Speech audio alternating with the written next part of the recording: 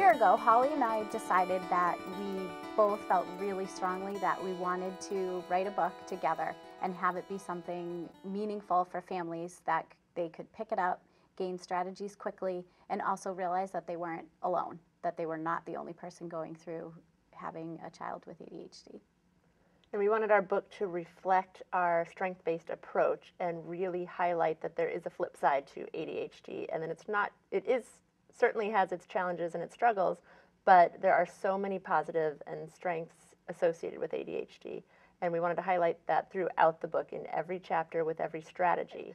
Tracey and I work so collaboratively, not only with our clients, but when we are giving a workshop, we jump in and speak each other's part. So I could be speaking about her educational or organizational strategies because she's trained me so well on it, and I've heard her speak about it, and I've heard the client speak about it. And sometimes she'll speak about my therapeutic portion of it. And so when we were writing the book, we continued with that flow, and we would sit down together and we would talk about a chapter, and Tracey would volunteer, oh, okay, I'll write this piece of the chapter, and I'd say, okay, I'll write this piece, and it just naturally flowed. And I could easily call up Tracey and say, oh, I'm kind of stuck on how to phrase this, and she would shoot me off an email with a better way to phrase it. It was a very natural flow to the process. And it was a lot of fun because if either one of us had a little block in what to do, the other person would just pick up where they left off and move on. So there are literally paragraphs cut and pasted, one she did, one I did, and we really you can't distinguish between who is writing it.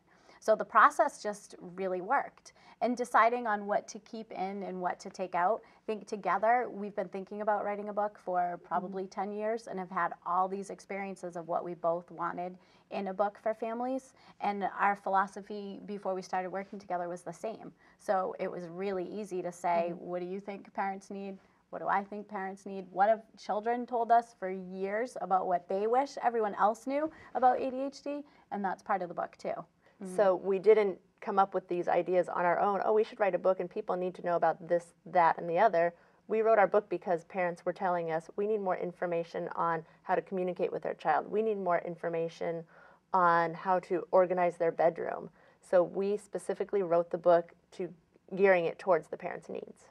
It's also great for people that are just starting out on this journey of what ADHD is. What does it mean for their child? It is also great for a person who thinks, I'm not really sure my child has ADHD or not, but I'm struggling right now and I need some strategies to work with behaviors to help get my house organized and my child organized.